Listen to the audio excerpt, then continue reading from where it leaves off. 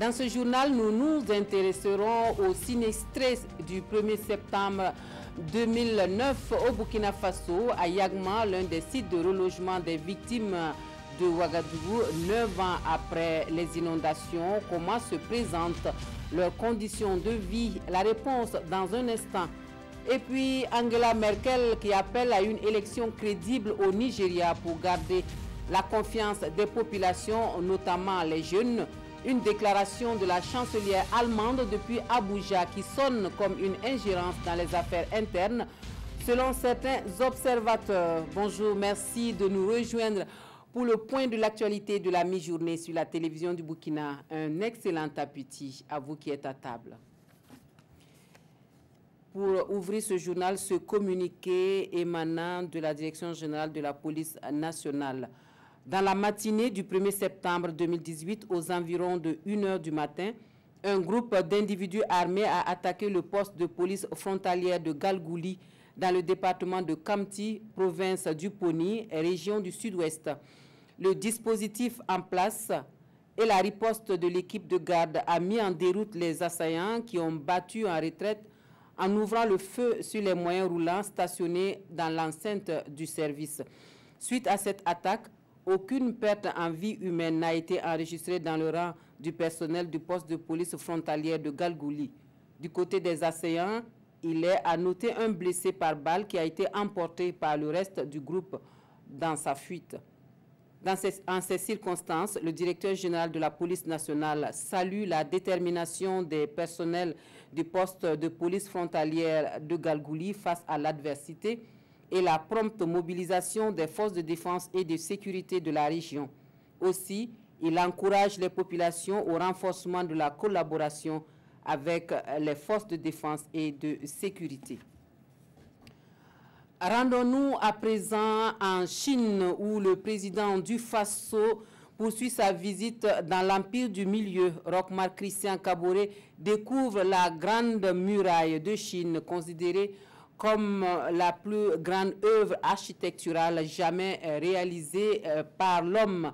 Bâtie depuis des millénaires, cette forteresse longue de plus de 6000 km a résisté au temps pour devenir la meilleure carte postale de la République populaire de Chine.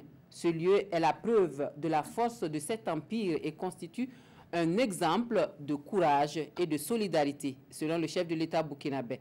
Le compte-rendu de la visite avec nos envoyés spéciaux, Yacouba Gamene et Jean-Emmanuel Ouedraogo. Le président du Faso sur les pentes de la Grande Muraille de Chine. Il s'agit tout simplement de la plus grande œuvre architecturale jamais réalisée par l'homme. Plus de 6000 km de long, 6 à 7 mètres de hauteur, 4 à 5 mètres de largeur, une véritable forteresse qui défie toutes les lois et érigée à la seule force des bras. C'est le symbole le plus imposant de la grandeur et de l'histoire de la Chine populaire. Nous sommes sur une des portions les plus élevées et il suffit de quelques longueurs pour très vite se rendre compte du courage et du génie de ceux qui ont réalisé cet ouvrage. Je voudrais vraiment saluer l'action de ces hommes et de ces femmes qui, dans le cadre de la défense de leur pays, ont construit cette muraille. C'est vraiment un chef-d'œuvre et ça montre l'engagement des peuples lorsqu'ils sont décidés à s'unir, à bâtir ensemble et à mettre ensemble un effort collectif pour l'intérêt de la patrie. C'est la solidarité, c'est l'engagement, c'est la détermination d'un peuple à se protéger, à construire son pays. Je crois que c'est ce que nous pouvons retenir. Quand on voit que c'est déjà près de 300 000 personnes qui sont décédées dans la construction de cette muraille de Chine. Classée au patrimoine mondial de l'UNESCO, la Grande Muraille de Chine est un ensemble de fortifications dressées pour se protéger de l'ennemi. C'est une leçon de courage et pour la délégation burkinabé, c'est également une source d'inspiration. Là où nous sommes, il semble que ça a été construit 200 ans avant Jésus-Christ. Un mur long de plus de 5000 km, ce qui veut dire à peu près la distance Ouaga-Paris. Et si un peuple a pu bâtir celui-là, nous ne serions pas être surpris de constater le développement que nous avons vu ici en Chine, qui se traduit en 3 mots, si je peux le dire: discipline, ordre de travail. Quand vous voulez accomplir des grandes choses, il faut accepter le sacrifice. Je pense que c'est une grande leçon que les Chinois donc, nous enseignent et nous allons prendre bonne note. Et surtout pour la jeunesse, c'est vraiment un message vraiment à l'abnégation et au sacrifice pour la nation. L'infrastructure est minimum. C'est impressionnant et c'est important.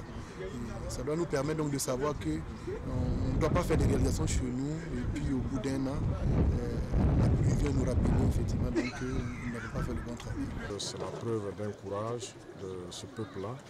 Je pense que chez nous aussi on a ces capacités-là, puisque même si au Burkina on n'a pas des œuvres aussi gigantesques ou en tout cas dans la sous-région, on a vu les Burkinabés qui ont participé à de grandes œuvres comme le pont de Markala au Mali, tout comme le canal de Vridi et bien d'autres. Donc c'est la preuve que nos populations ont ce courage, ont cette force de travail.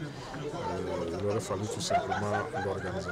Arpenter la Grande Muraille de Chine, c'est un rêve qui attire ici chaque année des millions de touristes venus du monde entier. Mais au-delà de la fascination, c'est également un véritable exercice physique à la montée comme à la descente. Et à cet exercice, seule une poignée de membres de la délégation a pu atteindre le sommet. Voilà. Retour au Burkina Faso où le souvenir du 1er septembre 2009 est encore douloureux pour certaines des victimes des inondations de cette année-là.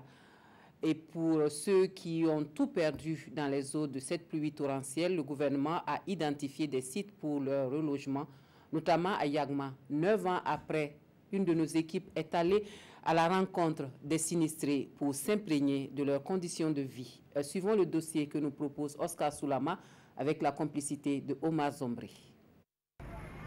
Bienvenue à Yagma. Nous sommes à près de 20 km du centre-ville de la capitale, Ouagadougou. Il y a 9 ans, c'est ici que le gouvernement trouvait un abri pour les sinistrés des inondations du 1er septembre 2009. Si depuis, les sinistrés n'ont plus connu d'inondations, leurs conditions de vie restent cependant des moins reluisantes. Difficile pour eux d'avoir accès à leur domicile après une journée de travail. Cette voie-là, on ne sait pas quoi dire. Elle est beaucoup empruntée, malheureusement, elle n'est pas du tout praticable. Donc en saison pluvieuse, là, bon, franchement, on souffre beaucoup. Auparavant, on avait une bonne voie qui quitte au péage de Yagma pour rentrer à l'intérieur. Mais le sentier de Yagma a mis un mur pour barricader. Donc aujourd'hui, nous sommes privés de cette voie qui était proche, qui nous aidait davantage. Il n'y a pas que la route qui manque à Yagma, l'électricité aussi. Les habitants sont obligés d'avoir recours aux plaques solaires. Et en ces temps d'août, difficile de faire le plein des batteries selon les habitants. En plus de ces problèmes, ils disent faire face à d'autres préoccupations. Il n'y a pas de route. Je vais jusqu'à Touessenya ou à la cité An3 pour acheter le condiment que je viens revendre. Je quitte la maison à 5 h du matin et je reviens à 9 h. Ce n'est pas facile. J'ajoute 25 à 100 francs sur le condiment pour entrer dans mes fonds. Par exemple, cette boîte de tomates de 500, je la vends à 600 francs. S'il y avait l'électricité, ça va beaucoup nous aider. Parce que vous voyez, l'électricité, là, ça travaille beaucoup de domaines. Et ça va aider les gens à faire des soudures, ça va aider les gens à faire la coiffure, bon, à faire la couture, beaucoup. L'électricité, là, ça aide beaucoup. Mais jusqu'à présent, depuis les 9 ans, on n'a toujours pas l'électricité. Malgré tous ces obstacles, Ouedraogo Moumouni se réjouit d'avoir un toit. Il y a beaucoup de changements parce qu'à notre arrivée, ce n'était pas comme ça. Mais actuellement, ça va un peu. Parce que le gouvernement a fait beaucoup de choses pour nous. Ils ont construit des écoles, des CSPS, des centres de formation, des lycées. Donc, en tout cas, on remercie le bon Dieu. Ils ont beaucoup fait pour nous. Selon Amadou Kientga, une étude topographique avait été menée sous la transition en vue de l'aménagement de la voie passant par le cimetière de Kilouin pour rejoindre le site d'accueil de Yagma. Cette étude est restée sans suite depuis. Amadou Kientga espère que des mesures seront prises pour l'aménagement de la voie, toute chose qui leur permettra d'améliorer leurs conditions de vie. Et la pluie qui fait de nouvelles victimes, celle tombée dans la nuit de jeudi à vendredi dernier à Ouahabou, a encore fait des sinistrés. Plus d'une centaine de personnes se retrouvent sans un toit. Les autorités sur place sont à pied d'œuvre pour la prise en charge des victimes. Le constat avec Christophe Traoré. Des maisons écroulées, du matériel détruit, des animaux errants ne sachant où aller, c'est le constat fait après la pluie torrentielle du 28 août qui s'est abattue sur Ouahabou et environnant dans la commune de Boromo. Une situation qui a causé la psychose au sein des populations. Vraiment, on n'a jamais vu ça. C'est trop gâté.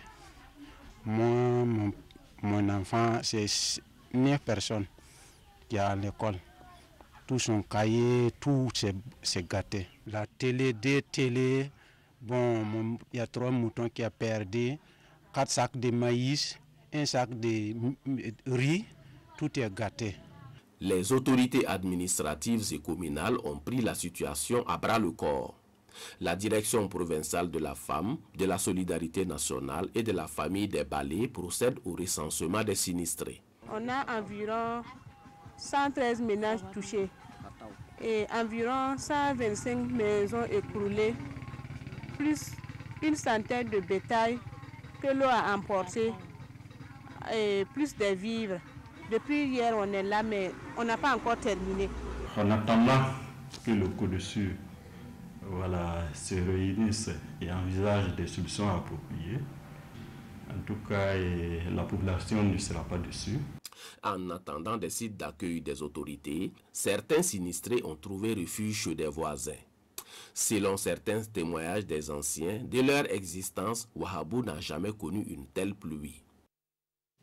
Dans l'actualité environnementale, les élus locaux de SIA sont désormais outillés sur la gestion des produits chimiques et des déchets dangereux. La Convention de Stockholm en matière de préservation de l'environnement ratifiée par le Burkina Faso est le prétexte pour cette formation à Bobo Dioulasso. Des précisions avec Moussa Tambara et Rachid Savadougou. Ils sont une dizaine des élus locaux de Bobo Dioulasso et acteurs de l'environnement. À cet atelier, ils prennent connaissance des prérogatives de la Convention de Stockholm et la gestion des produits chimiques et déchets dangereux.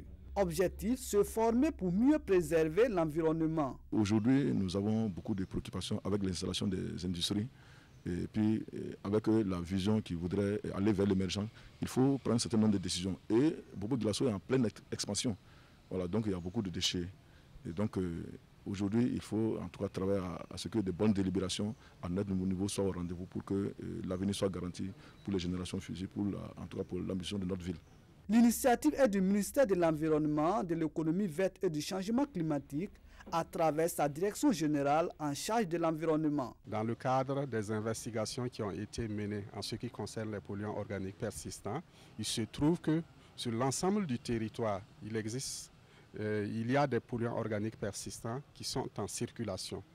Et en réponse donc à cette situation, donc le ministère en charge de l'environnement a développé ce qu'on appelle un plan national de mise en œuvre de la Convention, qui va consister donc à un certain nombre d'activités à mener au niveau national. À l'issue de cet atelier, nous souhaiterions que nos élus locaux donc, puissent accompagner le ministère en charge de l'environnement dans la mise en œuvre de cette convention, notamment en prenant les décisions les plus idoines possibles donc, pour protéger la santé humaine et l'environnement.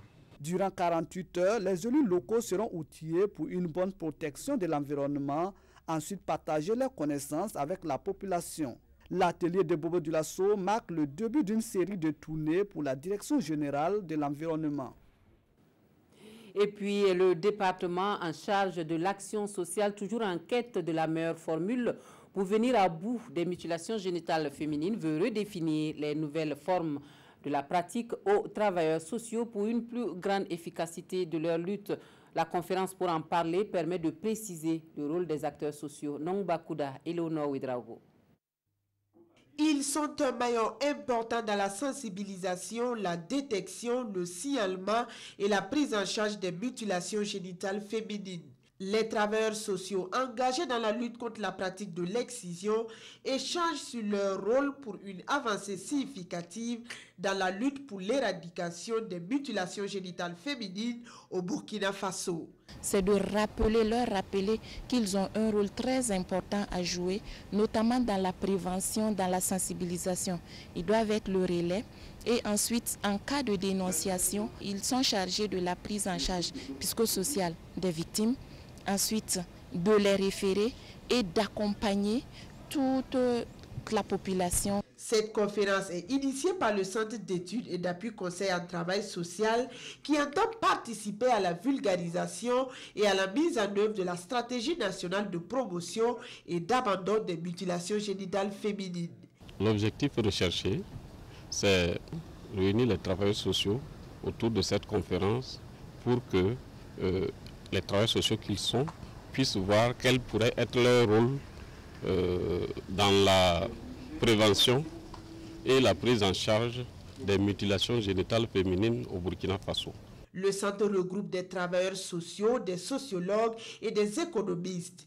Il se donne pour mission de contribuer aux réflexions sur les préoccupations du travail social.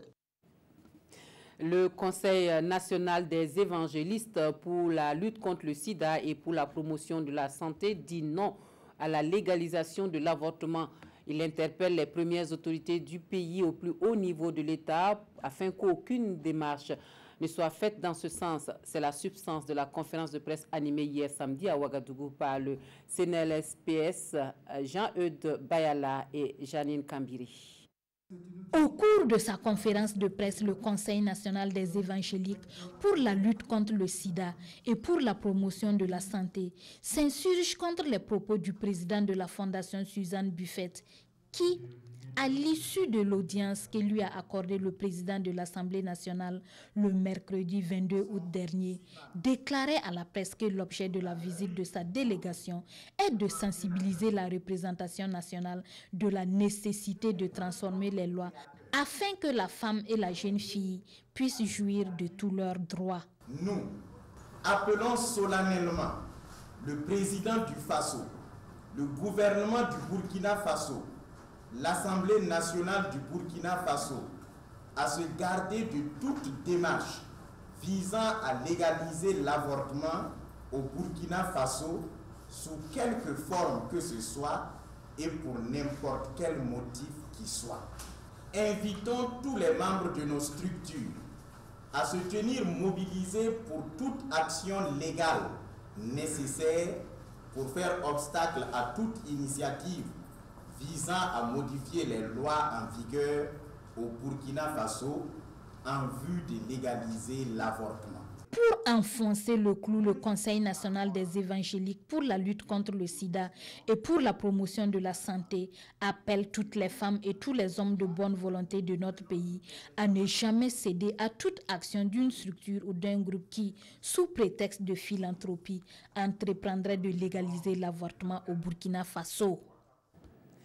Actualité étrangère, Angela Merkel à Abuja appelle à une présidentielle crédible au Nigeria, des propos qui sonnent comme une ingérence dans les affaires internes selon certains observateurs. L'élection présidentielle, elle est prévue pour 2019 et Muhammadu Buhari aura face à lui plusieurs adversaires. Nous suivons donc ce reportage. L'économie n'a pas été le seul volet de la visite au Nigeria de la chancelière allemande. La politique s'est aussi invitée au menu de son séjour à Abuja. Angela Merkel a notamment appelé le président Muhammadu Buhari à organiser une élection présidentielle crédible, gage à ses yeux de la confiance des citoyens à leurs dirigeants. Les élections auront lieu prochainement au Nigeria. Le président a précisé qu'elles se dérouleraient de manière juste et libre. C'est important parce que nous pensons que les jeunes ne peuvent faire confiance à leur pays que si le processus politique est transparent, non corruptible et se déroule dans un esprit libre et équitable. C'est là un élément très important de la bonne gouvernance que les jeunes attendent de leur pays. La présidentielle au Nigeria aura lieu l'année prochaine. Muhammadu Buhari, 75 ans, est candidat à sa propre succession. En Ukraine, l'assassinat du principal chef séparatiste pro-russe à Donetsk fait des vagues. Alexandre Zakharchenko a été tué ce vendredi dans une explosion dans un café du centre-ville. Moscou accuse Kiev d'être responsable dans cet attentat. Alexandre Zakharchenko, l'une des principales figures des séparatistes pro-russes de l'Est de l'Ukraine, a été tué dans un attentat. Il était depuis 2014 le président de l'autoproclamée République populaire de Donetsk. Alexandre Zakharchenko a été emporté par une explosion dans un café de la ville de Donetsk, bastion des rebelles, ce vendredi en fin d'après-midi. Le vice-premier ministre Alexander Timofeyev aurait aussi été blessé. Le ministère russe des Affaires étrangères a immédiatement accusé l'Ukraine de l'assassinat d'Alexandre Zakharchenko, mais Kiev assure qu'il est le résultat de guerres intestines entre les séparatistes et leur soutien russe. Ancien électricien, homme d'affaires puis chef de guerre âgé de 42 ans, Alexandre Zakharchenko avait été élu en 2014 à la tête de la région rebelle. Malgré les accords de Minsk signés l'année suivante, les affrontements n'ont jamais vraiment cessé entre forces ukrainiennes et rebelles. Avant lui, au moins 5 commandants séparatistes ont été tués dans des circonstances inexpliquées, loin des lignes de combat. Aux États-Unis, le Capitole rend hommage à John McCain, le sénateur républicain décédé samedi dernier, l'ex-candidat à l'élection présidentielle américaine de 2008, héros de guerre, aura passé plus de 30 ans au sein du Congrès américain. George Bush et Barack Obama sont attendus aux funérailles. Comme lors des décès de John Fitzgerald Kennedy ou Rosa Parks avant lui, John McCain a reçu les honneurs sous la coupole du Capitole. Un hommage rare et réservé aux grands personnages de l'histoire américaine. L'ex-candidat républicain était aussi respecté pour son passé de pilote de chasse durant la guerre du Vietnam. Ce vendredi, sénateurs, élus de la Chambre et gouverneurs étaient présents dans la rotonde. Un seul grand absent, Donald Trump, ennemi juré du sénateur disparu. Le président m'a demandé d'être ici au nom d'une nation reconnaissante pour rendre hommage et manifester notre respect à un homme qui a servi notre pays tout au long de sa vie, que ce soit en uniforme ou dans le cadre de ses fonctions publiques. C'est un grand honneur pour moi. John McCain aura passé plus de 30 ans au sein du Congrès américain. Samedi, 2 anciens présidents prononceront un discours lors de ses funérailles, George W. Bush et Barack Obama. Tous les deux ont par le passé mis fin au rêve présidentiel de l'ancien candidat lors des primaires en 2000 et lors de la présidentielle il y a 10 ans. Fin de ce journal. Merci de votre attention. Très bon week-end à tous.